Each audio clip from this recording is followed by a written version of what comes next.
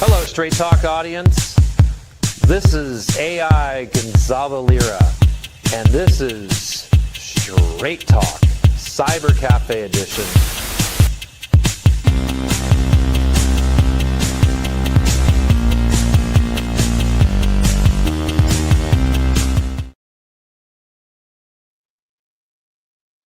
What's up, guys? How you doing? Welcome to the Labor Report with Professor Red Pill, Adam, Mad Maxwell, and today we're talking about the failures of democracy and how it's all fake and gay. So, if you will, take us off, Adam. Thank you. Well, thank you for joining us on the 23rd of July, 2025. Democracy. What a fantastic idea, right? Rule of the people, by the people, for the people, but the people are retarded. Democracy is the greatest psychological operation of our modern era, because it is structurally corrupt. Not incidentally, it is necessarily bad, always. Right? Democracy is inherently bad. It is. I mean, how would you define democracy? Just as a layperson. Democracy, in my definition, is ruled by the mob, ruled by the majority, and the majority is basically, I mean, average IQ, average normie conformie, so they're the ones making all the rules and all the laws, and it basically means ultimate doom for at least 30% of the population. And when you're talking about 30% of the population, generally the 30% of the population that it's bad for are the people that are probably contributing the most to the overall society. So they're the ones that are ultimately harmed, and they're the ones that are actually the only ones contributing. I'm quoting, of course, Benjamin Franklin, who said that there's 30% of the population that is movable, there's 30% of the population that's immovable, and there's 30% of the population that moves. And the 30% of the population that he said moves is basically the movers and shakers, is what he's referring to. And like I said, when you have the immovable who are going to stick at that policy no matter what, and we see this in the MAGA movement, we also see it in the the Biden, Harris, and Democrat and wokey conformie. So that's 60% of the population, which is the majority, democracy. And the 30% that is the movers and shakers, there might be some segue there between the different groups and different, A and B or black and white. But the reality is that they're the ones that are ultimately affected, because they're the ones that are keeping the society together. That's my definition, my take on it. I don't disagree with any of that. But what is the normie conformie understanding of democracy? Normie conformity of democracy means that everybody's equal, equity and inclusion, equality, and that everybody's the same. And rule of the people, and rule of law, and order, and democratic governance. Correct. The thesis of this episode is that democracy is, by definition, a lie. It is necessarily true that democracy sucks. This is not incidental.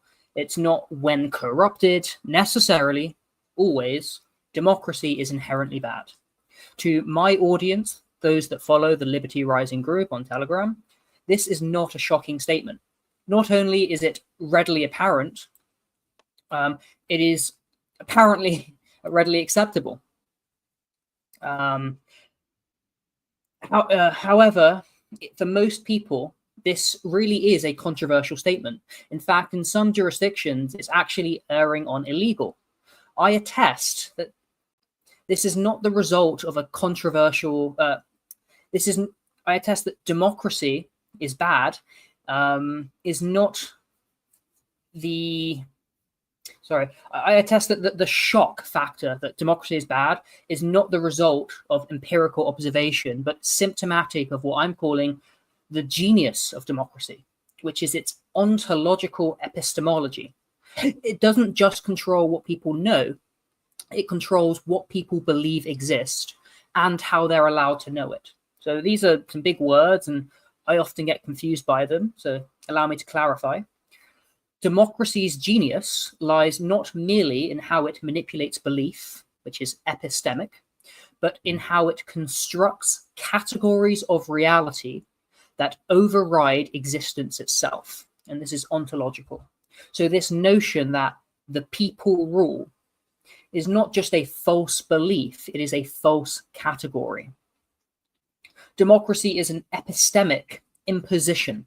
The regime dictates how knowledge is formed, how it's justified, how it's communicated, who can speak, what is credible, what counts as a fact, and how belief becomes truth. But it's much more sinister than this. Democracy is ontological control, and it's naturally coercive. The regime redefines reality itself, what exists, what is real, what categories are permitted to exist. So the most obvious example, we just went through it, is the people as a sovereign entity is just untrue. It is ontologically fictitious. It cannot work. Again, big word ontology, it concerns what exists and what kind of things exist. It characterizes claims or commitments about existence of reality. So fundamentally, the people as a sovereign entity is not true. And this deranged, delusional notion that the people rule, democracy, is a false category. And it's very clever how they manufacture consent by design. Anything you'd like to interject? Yeah, I mean, basically, democracy is just, it's another form. I mean, we're going back to democracy, like Greek democracy, where if you really want to, like, put it to, pen to paper, so to speak, the Greek democracy was basically like more of a direct democracy. People voted. And the thing is that in that particular type of democracy, men were the only ones that were allowed to vote. And I believe more importantly in that regard, I think it was men with property, correct, or status. Correct. And right. I don't know, but I think a certain level of property. It was not this universal democracy is a very modern concept, barely 100 years old. Kind of post-war, but kind of post-World War I synthesis. Before then, any democratic system was more democratic of the aristocracy. And then when you open it up to universal, it is a complete corruption, a complete subversion. And you go back to Greek philosophy, and they were very smart at this. Aristotle, he says in effect that universal democracy is the second worst form of government, second only to the worst tyrant that can exist. And I'll get into a bit later monarchy with Hans-Hermann Hoppe, who's not coming on the show, but I'll be quoting him. Monarchy tends to be better than democracy. Yeah, I mean, in certain capacities. And I mean, like, when you go back to the Greek democracy, it's more or less that foundation that it became monarchies or monarchism or feudalism, where basically landowners were the ones with the rights and the ones with the voting power. And that's what I mean by the 30%. So we compare the ancient idea of democracy to modern concept democracy. Ancient democracy was the movers and shakers that were making the decisions. They had the right, the voting power. Because they have investment, and we look at stakeholders, these the elites of the ancient Greece era, they were stakeholders in the democracy. They were stakeholders in the government and the society as a whole. Business owners, property owners, merchants, what you name it. And because they were so ultimately affected, the leadership's role in this capacity was, in a sense, to serve them, to as well as themselves in a sense, but they were among the elites as well. And more or less it was a club and you're not in it. However, the modern concept of democracy, if we want to sugarcoat it, is basically mob rule. So people, the stakeholders, are people that aren't necessarily landowners. People don't necessarily have a stake in the society as a whole. And that's where you get a lot of the problems. Now, when we refer to American democracy, which American democracy is not really a democracy, but a republic, it's a representative government, yet each individual citizen has the right to vote and votes for the representative, i.e. House of, the Congress, so the House and the Senate. And this is more or less a type of democracy in a sense, because they are representing them through votes, and each person has the equal right to vote in their jurisdiction That's all or fiction. their, yeah.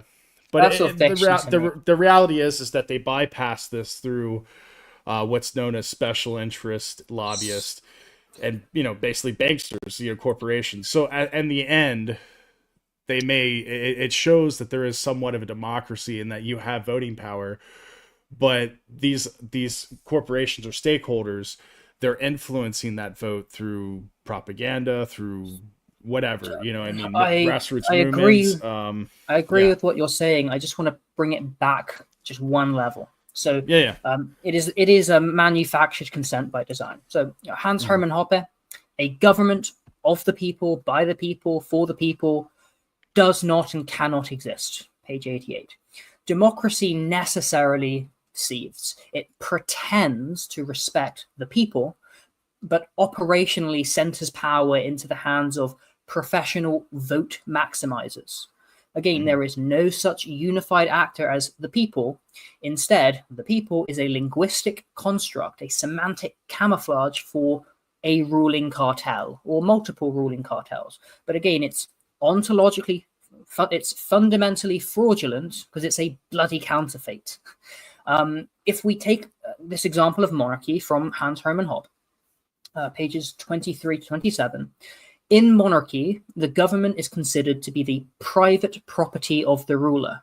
And this is what you were saying with the aristocracy as well. They treated society as private property of the ruling class. In democracy, government is public property. What does that mean? The incentive structure in democracy leads to a high time preference, short-term plunder, and social decay.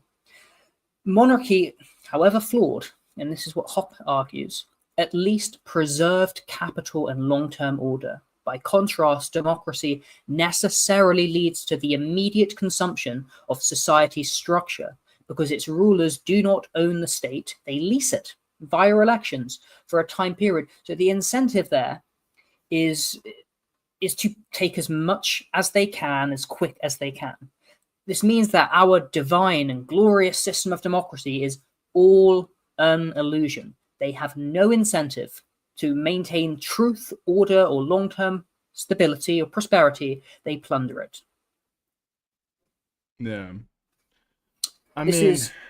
Yeah. No, continue, Mad Max. Sorry, Adam. How do they get away with it? They can't keep getting away with it. It's this structural subversion.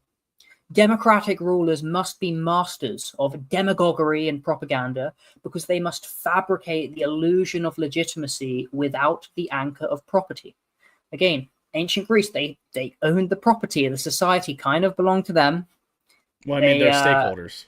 That's way it was described as stakeholders. They have stakeholders, sure. They have actually shareholders also. It's their property. So stakeholders, basically, it's the same as a corporation. Stakeholders have influence on the board.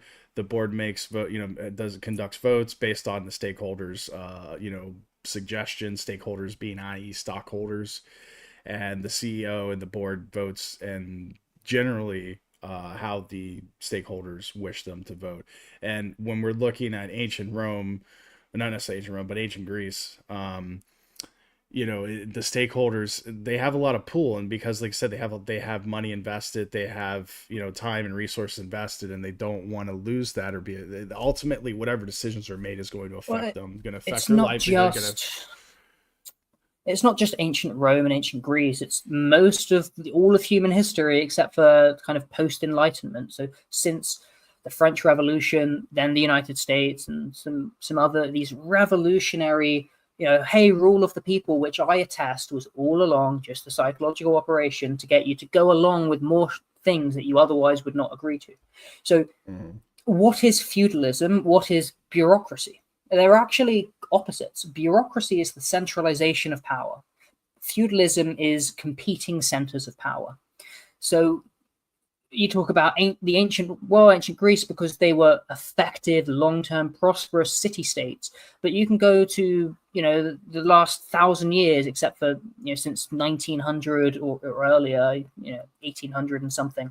And this was just how it is. Aristocracy, ruling classes, people know they're ruled, know their rulers. Hey, this land that you live on, that you till, that you work, you don't own it, peasant, but you can live here. You don't pay massive tax. I mean, people in the USA right now pay a lot of property taxes. How is that any different to a feudal serf?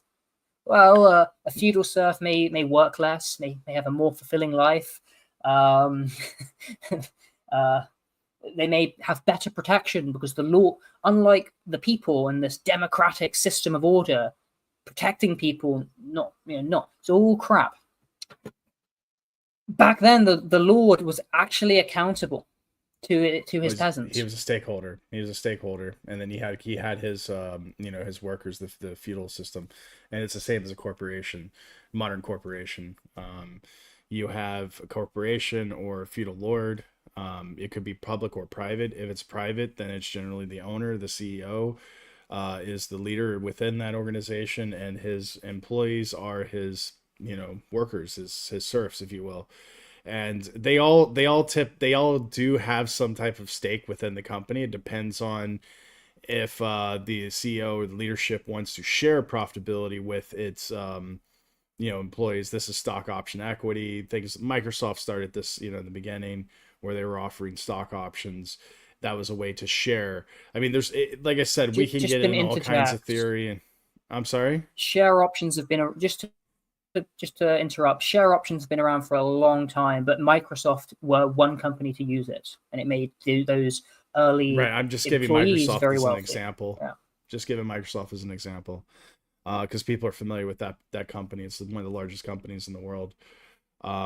So more or less, like to basically break it down brass tacks, like I said, I'm a professor of marketing. So the way these companies work is, you have the stakeholder is the shareholder. And when you have a private company, sometimes they do the stock option equity. Microsoft is one example of this, where they issued stocks. And, WeWorks is another really good example. That's a more modern company. A lot of the original contributors to that organization, the stakeholders were in fact the employees, because they gave stocks and in lieu for compensation, because a lot of people were working off, overtime, unpaid or low salary. See, the problem is, and we're going to get into this, I guess, or you were getting into it now. WeWorks, we know what happened with them. The company pretty much went defunct because it kept expanding and growing to the point where it was unsustainable. And those stakeholders basically lost everything. And this is like democracies that are forever wars, continual conquest, continual expansion, continual, debt ceilings rising and things like that. We could see from a geopolitical standpoint that American citizens are the stakeholders, right? But they're minority stakeholders. The majority stakeholders are special interest corporations and the wealthy people. So they're the ones that tax make slaves. But well, and they are subverted. Let me get to the point. So the corporate, like I said, the special interest corporations and the wealthy people that are contributing, they're the majority stakeholders. They're the ones calling the shots. They're the ones with the influence. And ultimately, the minority stakeholders, which is the American people, have a minority stake. They have a minority stake collectively, and they have some type of voice, or this is how it should be, or why am I paying this tax and that tax? But the reality is that they're minority stakeholders, so they don't really have a say. It's just like if you're owning a public or shares in a public company, you own like 0.00001%. Your vote doesn't mean anything, because there's obviously stakeholders that have 15%, 20%, 5%, profit, share of stocks within this publicly traded company, and they have more of say. Their votes count, obviously, much more substantially. They're more important, and they're majority stakeholders. So in regards to this, the decisions are made basically in that regard. All right, continue, Adam. I agree with what you're saying. You said your vote doesn't mean anything. No, I didn't say the vote doesn't mean anything. It's just you're a minority stakeholder, which means that your vote isn't insignificant. Well, Not that it doesn't mean anything. Saying... When you vote in the ballot office and you put your vote in, it's counted. Now, your one vote is one of, like, let's say, like, you know, the city of Los Angeles is what 7, 8, 9, 10 million people. That district, I mean, what's one vote in that district when you have super PACs and you have, you know what I mean, especially when you're dealing with like primaries like the DNC, where they could just basically appoint somebody like they did with Kamala Harris. Well, they appoint, you know what I mean? Anyway. I mean, when we say that the voters choose Not their in the Republican representative- Party, no. The Republican primary is a lot different. The DNC Okay. has super delegates, so in you general- have no say. In general, when we say that the voters choose their representative, we are Mhm. using a language that is very inexact. The truth is that the representative has himself elected by the voters. And if that phrase should seem too inflexible and too harsh to fit some cases, we might qualify it by saying that his friends have him elected. This is from Moscow, the ruling class of 1924, I think, or perhaps earlier. I am saying your vote doesn't mean anything. And that's, you kind of said that, but you've clarified. Democracy needs. I didn't say it doesn't mean anything. I said that it's insignificant. Yes. Understand the what I'm saying? Yes. Yeah. Okay. I'm saying that democracy needs mass illusion to survive. It cannot justify itself via ownership or results. So it has to resort to narrative control. So this propaganda is a necessary mechanism. It is structural to the efficacy of democracy itself. What I argue and what Hoppe concludes, pages 217 to 19 of Democracy, the God That Failed, the idea of reforming democracy from within is futile. It cannot be corrected because its very premise is wrong. This is absolutely correct. This misguided misconception that democratic dysfunction can be fixed through reform, through transparency, representation, or true democracy is not just false, it is a category error. Right? These attempts do not solve the problem, they entrench it. This desire to rectify these problems, which means to set right, to correct, the desire to correct these problems via reforms and aimed at instituting true democracy, they are totally misconceived. They only make matters worse. The cold reality is that the people are not and can never be sovereign. This analytic will continually rear its head, so it is quite ineffective as a source of moral unity. However, this is the fundamental fiction that democracy rests upon. So the entire democratic edifice rests on this fiction, the notion that collective sovereignty is possible, moral, and desirable, and it is none of these. And because this lie is foundational, it breeds permanent resentment. Democracy promises that people rule, but the people never do. So instead, they lash out. They lash out at elites, at each other, and at the system itself. As a result, no true unity between ruler and ruled ever emerges, only managed division. And this is politics, the theatre of the slave or subject class. As we were saying at the beginning, where monarchy or aristocracy could bind society through vertical loyalty, democracy fractures it horizontally. It atomizes the population, pits class against class, and enshrines envy as virtue. And consequently, it is a system in perpetual crisis, with no source of legitimacy except illusion. It is a regime of consent, of manufactured consent, and it is a regime of perpetual lies. I mean, all governments lie, dude. Like, everyone lies. That's human nature. Everyone lies. I mean, people make false promises. People, avoid work, avoid responsibility. They pass the puck. They blame other people. Even politicians do this. I mean, it doesn't matter. There's no perfect government. The reality is that, that was the whole purpose of the Constitution. That was based off of what Magna Carta and Hobbes and Locke and all of these different political theorists. It was basically a contract between the government and the wealthy landowners, not the people, the wealthy landowners. It had nothing changed for 300 years in the United States. The EU, however, slightly different. I'm somewhat Communist. familiar with why. Soviet. Anyway, so the European Union's maybe a little bit different because they have permanent appointed unelected leadership, and then they have elected leadership amongst their country and delegates and things of that nature. Sounds like the USA. No, the US doesn't have permanent. Everyone's elected. No one's appointed. And Europe, people are appointed. I mean, Europe is probably the closest to modern Soviet communism out of any of these governments, and actually European Union is considered a more of a democracy than the United States. The United States still is a republic. It's always been a republic, and it'll continue to be a republic until it collapses, or they do something else, or they change the constitution. So I am an anarcho-capitalist. You are along this line and or maybe libertarian.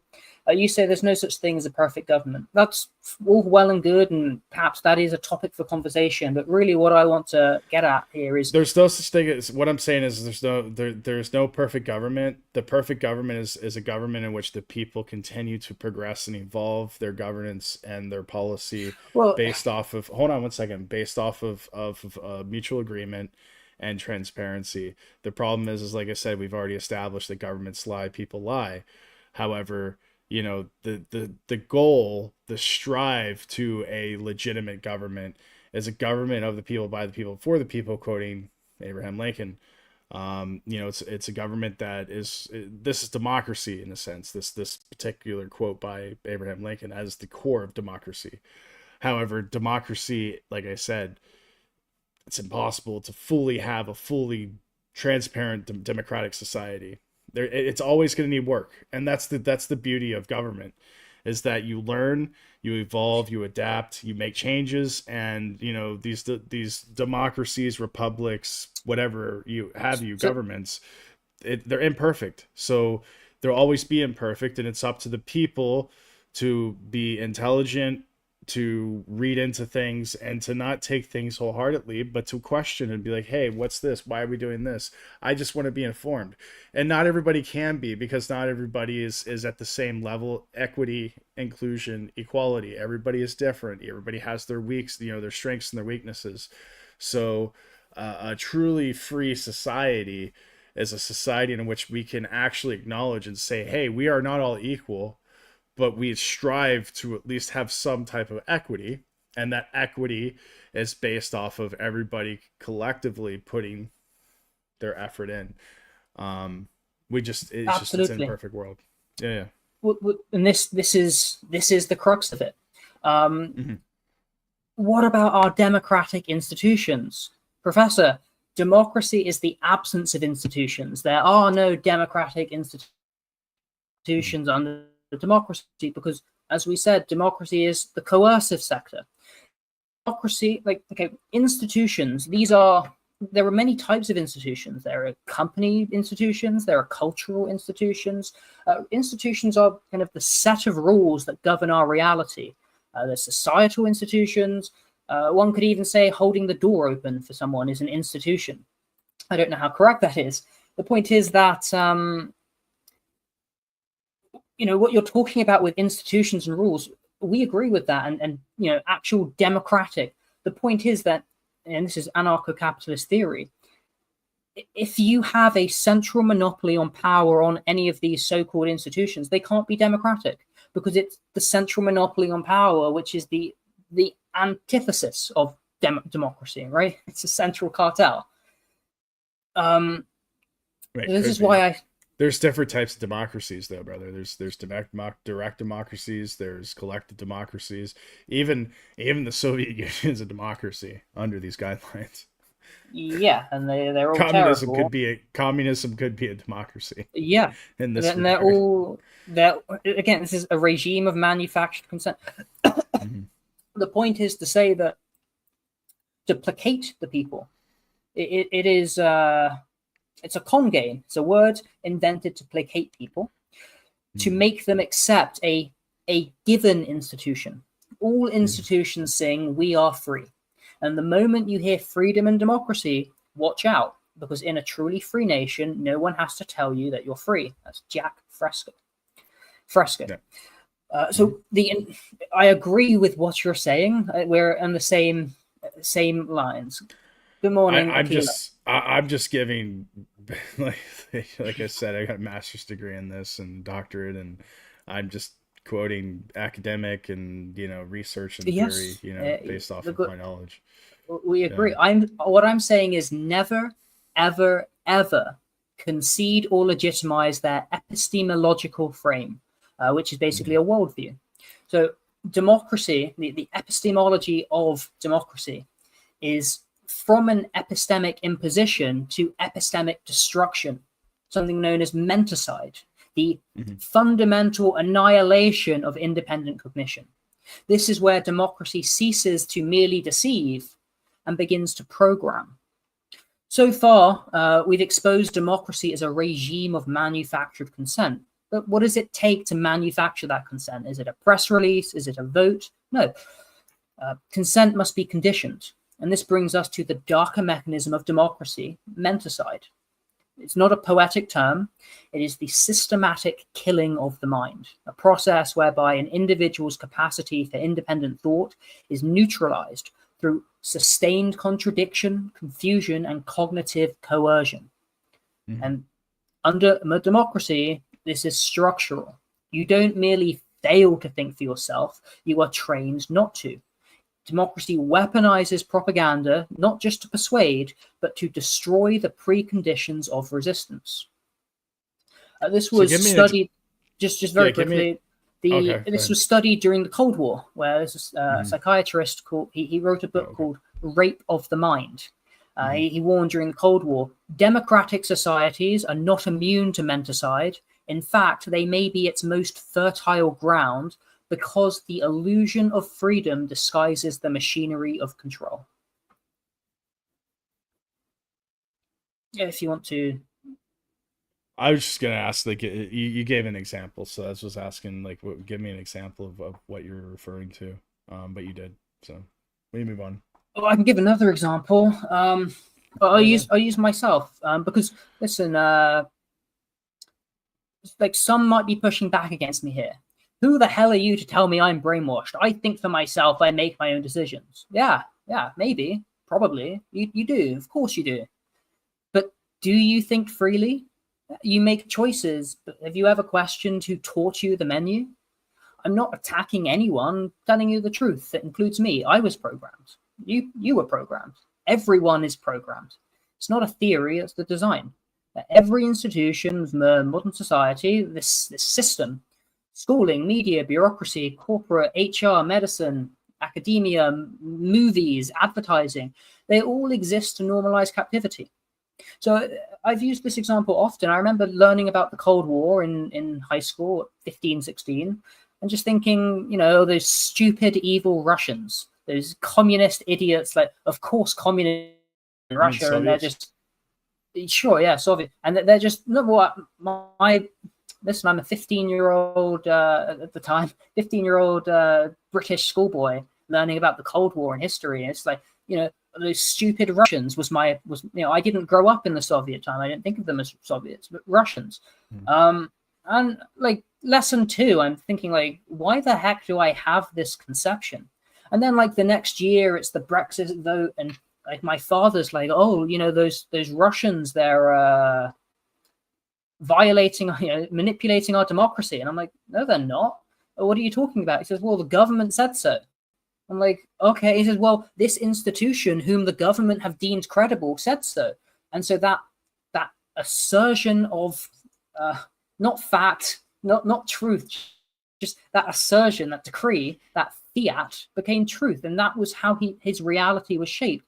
I said, look, I'm willing to believe that they don't want the best for this country, and maybe they would subvert our democratic systems, as I'm sure we do the same to them. Just show me any proof. So, Facebook ads. I'm like, dude, what? And this is where we encounter this fascist truth of democracy. Truth is not the truth. Truth is whatever the rulers say it is. Facts are what they allow you to remember. Remember, Epstein never existed, or something. The result is this epistemic dependency. People do not believe the regime because it is credible. They believe it because they've lost the ability not to. And that, more than anything, is the end game of manufactured consent. You were never free because you were never allowed to think. So I say, and another great quote is, those who do not move never recognize their chains. I say I've been in confinement my whole life. I remain imprisoned. But certainly once you, like, it's crazy. I've sometimes just for this exercise itself, I go and listen to, or go and watch Sky News, BBC, ITV, and I go back into that subverted synthetic bubble of false information that's everywhere.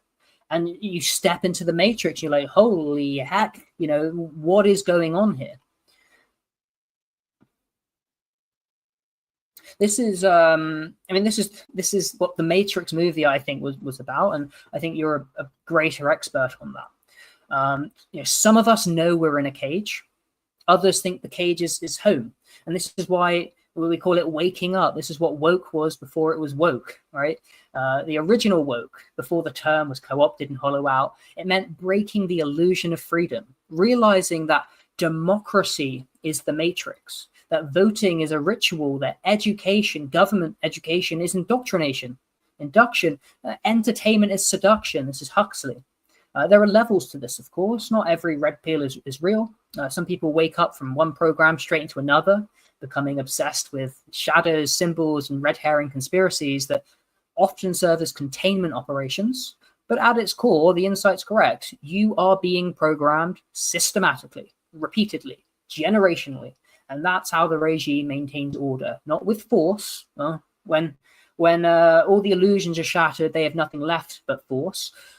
But they don't lead it with force. They lead it with consent, or conditioned consent.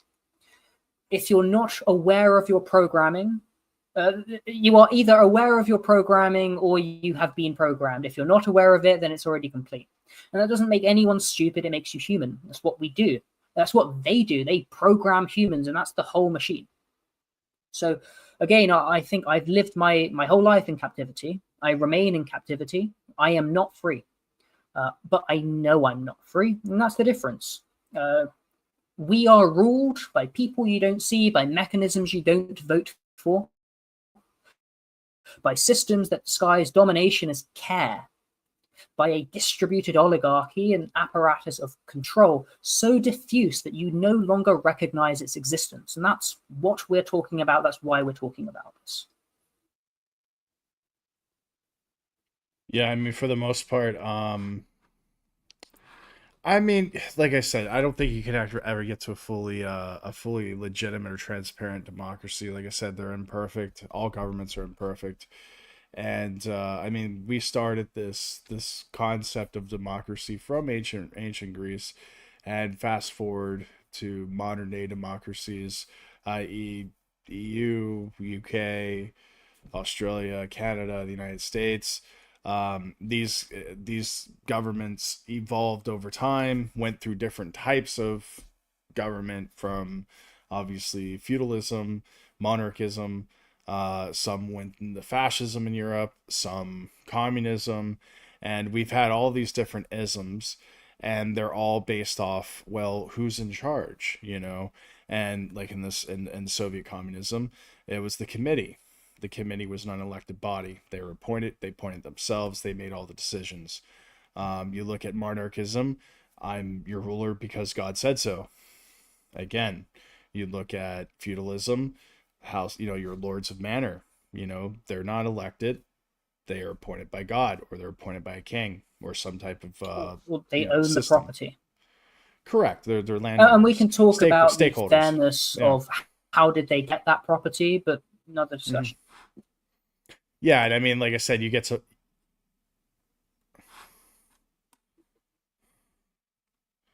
So you get to modern democracy, and in modern democracy, it's known as a republic. It's no, it is what it is. America modern democracy. United States. United States Yeah. is the most modern democracy outside of the EU.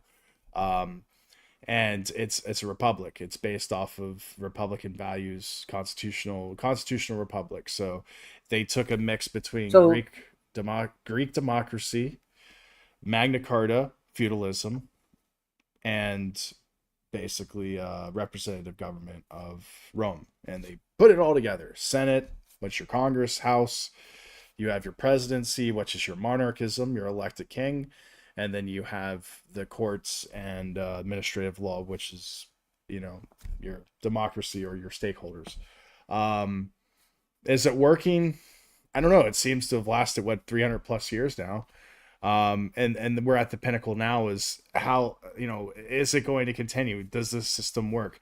Well, the thing is that fundamentally, the Constitution was written, Bill of Rights came thereafter, ratified, and through this so-called American democracy, these rights and rules and privileges were stripped one by one through different acts of Congress, bills, laws, policies, and administrative law. That was never written in the Constitution, but became the fourth branch of the government, implied. And it's no longer the democracy that was originally founded from the framers of the Constitution, the foundation of the country. It is a different type of democracy. And like I said, it's progressed, it's added, they've checked, you know, the people have asked for certain things, government has went one way and another, and it's evolved over time. Now, there were two different camps regarding constitutional democracy or constitutional republic in the eyes of the American empire. You have one fence that says the Constitution is a living document. It can evolve. That's this current system that we're in right now. And you have another camp that says the Constitution was written. It was a perfect document. We have a perfect system, a perfect democracy, a perfect republic. There's nothing that needs to be changed. So new laws, bills, passages, and things of that nature that came after are infringement of the people and the land and the rights of stakeholders. I seem to be on the latter campaign, or that party, or that belief, and because of that, I have left my democracy, my country, that my family's been there since before it was an actual country and there was a constitution. First generation to actually leave and go abroad, back to Europe. I'm in a country that actually has democracy and has a more transparent government than the United States. That is Republic of Georgia, under its current government.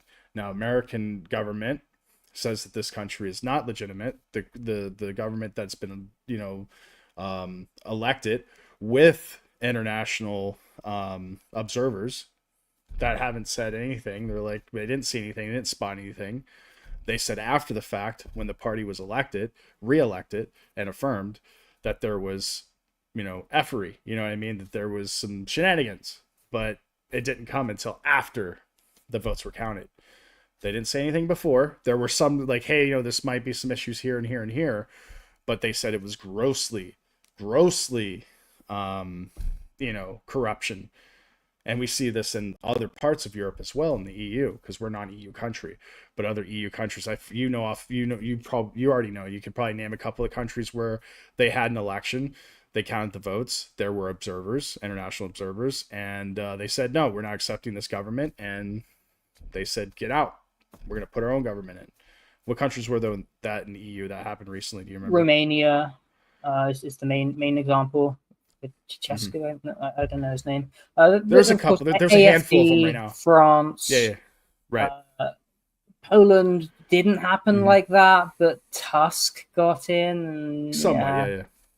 But this is the new norm. This is the new norm. This is started from, I wouldn't say necessarily started from Trump, but this is becoming the new norm. We're seeing it in Europe.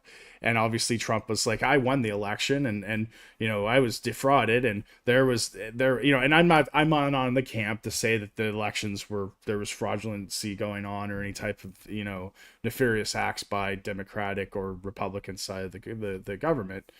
But the reality is that this is a new norm. That, the governments or the people in power are like, let's have open and fair elections, grassroots movements start, people elect the governments that they want, and then those in charge, or the stakeholders, remember, majority stakeholders, the people are minority stakeholders. The minority stakeholders are actually have more power because they're coming out in droves and out voting and they're voting their mind, they're voting their conscience, they're listening to the grassroots movements, and the majority stakeholders are like, this isn't good for business. So the question is, now that we're in this topic of democracy, where do you think it goes from here? Do you think the stakeholders are going to be like, you know what? I don't like this deal. Instead of having everybody having an equal right, we're going to go back to pre-14th Amendment, speaking in the United States, and then the EU will follow, because the United States is the trendsetter, and all the countries, all the democratic or so-called democratic Western economies follow shortly thereafter. So you could see it, and I said this would happen under a Trump administration. This would happen in 2025. I think they will try to repeal the 14th Amendment. The majority stakeholders will say in one swift voice, we no longer have a 14th Amendment. We're free. No more DEI. No more this. There's, Boaz and Sundays and lollipops and, I've been saying this for a year or two now, that this is what's going to happen. And it's happening in real time. And they're going to say, people are going to embrace it. The mega movement's going to embrace it because they're in a majority. They're the grassroots movement. They're going to be like, yeah, no more 14th Amendment, no more wokeness. This is awesome. We're finally free. No more DEI, no more equity and inclusion, all this stuff. But listen, like you mentioned before earlier, now that we're getting the brass tacks of this, what do you think is going to happen? The majority stakeholders are going to be like, well, there's no 14th Amendment. The Constitution was originally written for wealthy, elite Europeans with money. And that's where it's going to go back to. And we're going to see that in sweeping through the Western economies. And the stakeholders, the majority stakeholders will say, you're a minority stakeholder. As you said before, your vote doesn't count. I say it's irrelevant because you're a minority. But they're going to make sure that your vote doesn't count.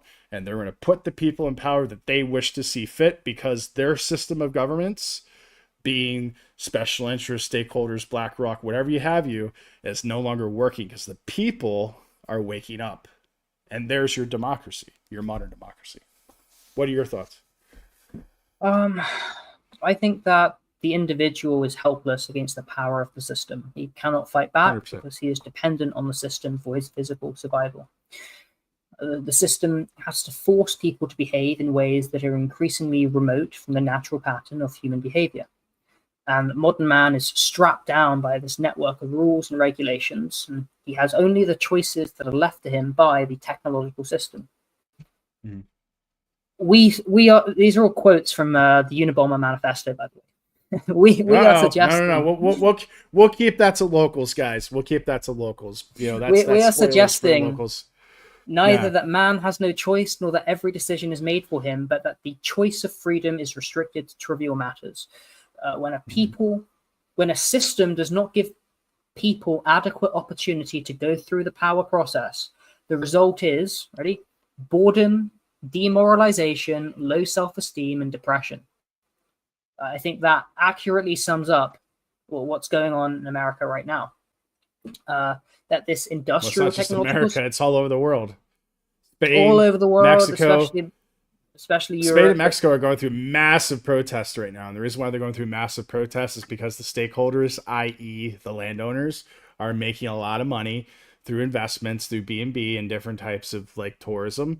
And the people can no longer afford to rent or to buy houses or to live, because the cost of living is astronomical. And there is also some indicators, some external issues, such as the Russians that are leaving Russia to go to Spain, to go to Mexico, to go to South America. They're causing the increase in the cost of living, the rents and things of that nature, on top of the tourism, which these countries are solely based on because their governments are so corrupt. They have resources. It's just that the governments that they've elected, or the majority stakeholders have put in the power, are not for the people, and the people are suffering. So now they're in the streets protesting. And it's ironic because these same Mexicans, allegedly, are in America illegally. You know what I mean? Because they had to flee these countries because they can't make it, allegedly. And Trump and the State Department in the United States is like, go back to Mexico and protest. Why are they saying that? What's going on? What do you think? So I'm not an expert on the Mexico protests and whatnot. I initially made a post saying, we're protesting that people with money are coming to our city. But then I had a Mexican in my chat say, Yeah, and these are the effects it's causing as you kind of went through, and it's really causing a problem. And because the purchasing power in Mexico is so low, it's PPP, having yeah. horrendous effects on the local economy. And so, yes, the money is coming in, but just the impact, especially destabilizing the society, this is really a problem. I think that DEI and mass migration are tools of controlled destabilization, and that they are being used and will continue to justify more central control. I think that the elites love mass migration, as it reduces the labor power of the ordinary person, of the ordinary citizen. So it suppresses wages, which means the corporations who hire people en masse are able to pay a lower wage, which means they're able to squeeze more. Not just the corporations, not just corporations. The average consumer also benefits because they get to hire cheap labor to clean their houses and do odd jobs in carpentry and under the table.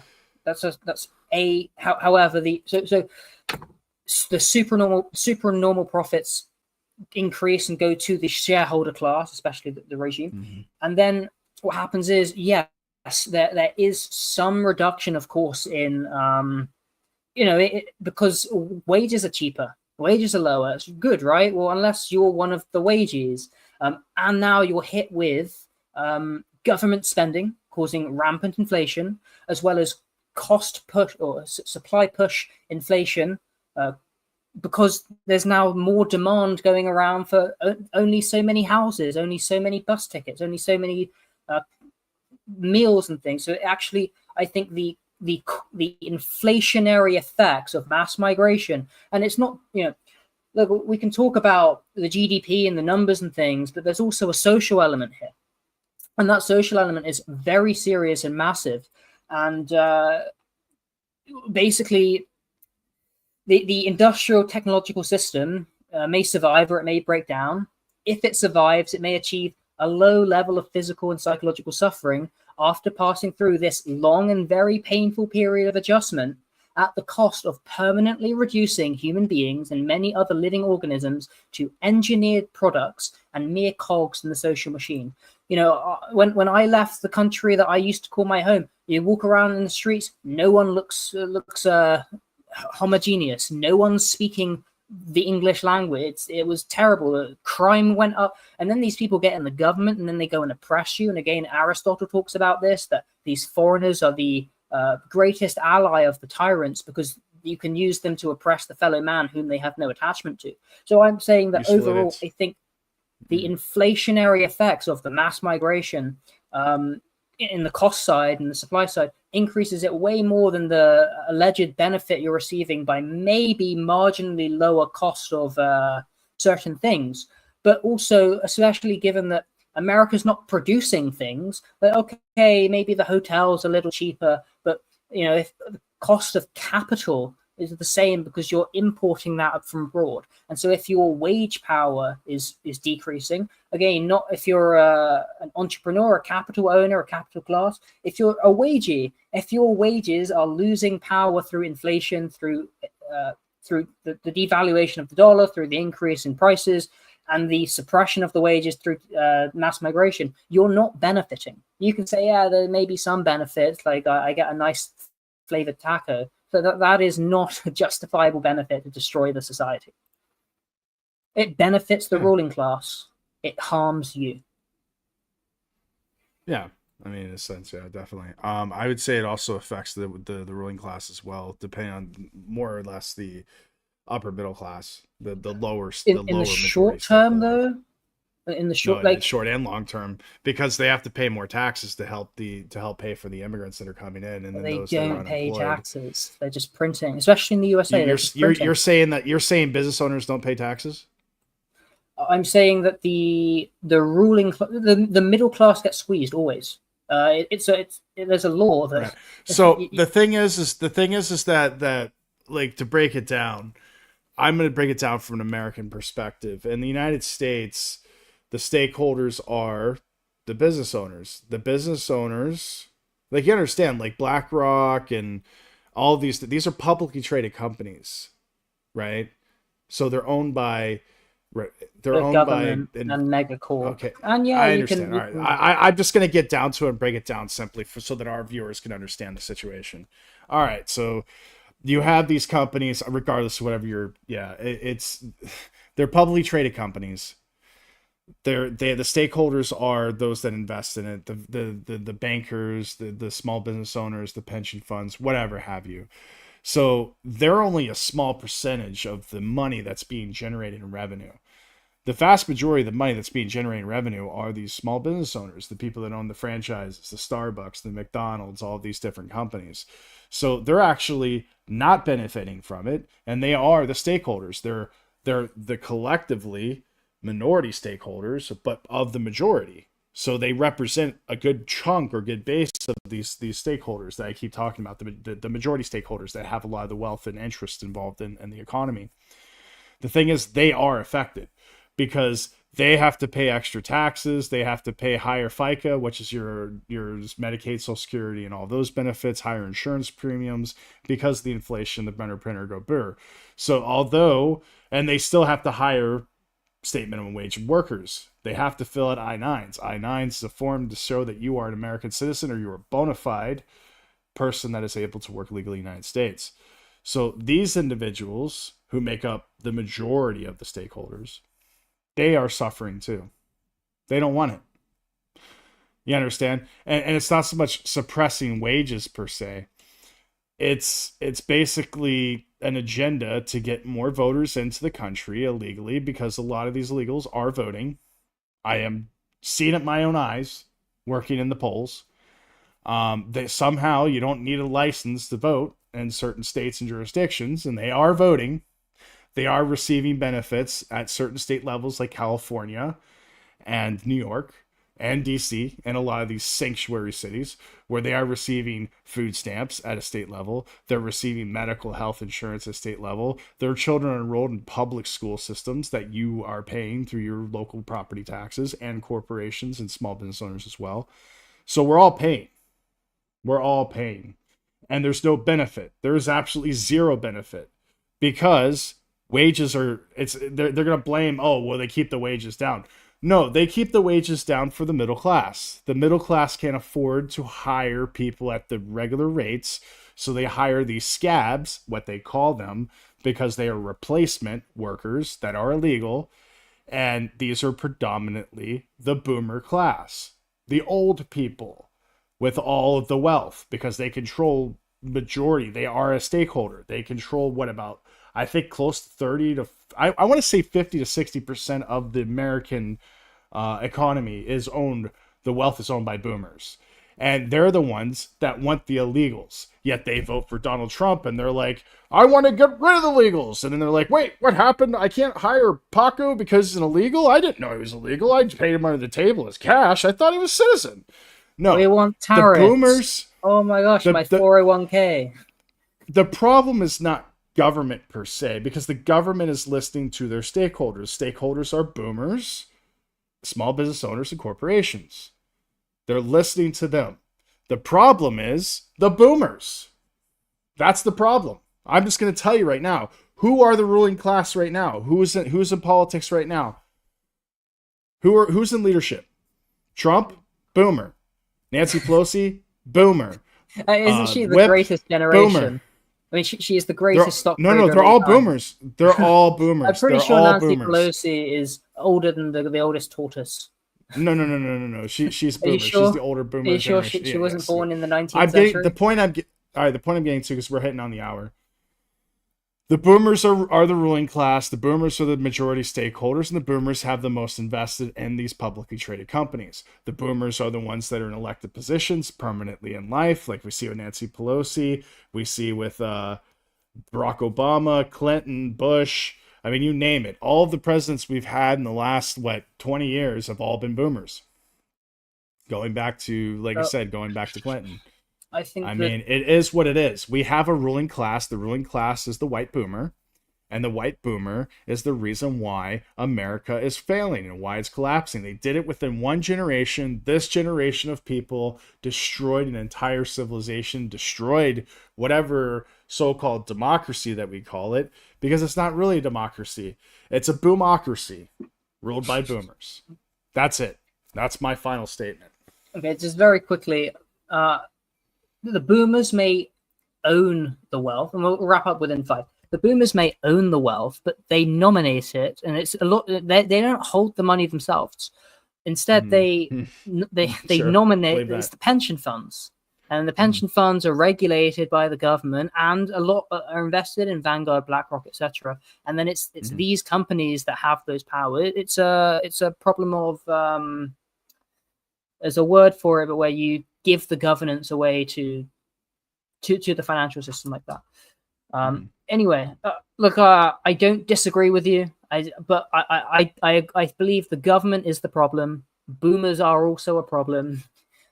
Everyone I don't like. And ultimately, just remember, Epstein doesn't exist. Democracy. You are living in the most free and fair time, fair societies that have ever existed. We have rule of law. Everything is fair. It is a meritocracy. DEI is also meritocracy. And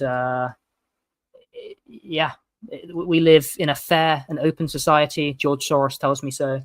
And boomer. Epstein, boomer. Anything else? That's it. So I proudly state that I am anti-democratic.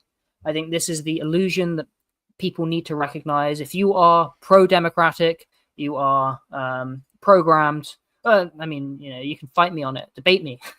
But if you are pro-democracy, you're a boomer. You contribute to the problem. You cannot resolve the problems with democracy. Reform is impossible and not worth pursuing. Reject democracy. What do I advocate? Agorism, right? Grow your own garden, self-sufficiency. All right. Been a great conversation. Make sure you follow us on Telegram, on YouTube, Rumble, Locals, and anywhere else you can find us. Awesome. Join me on Locals. Rumble 3 gets you $3 off your first month's membership. Like, subscribe, share with friends, and thank you guys. Join us again next week on Wednesday.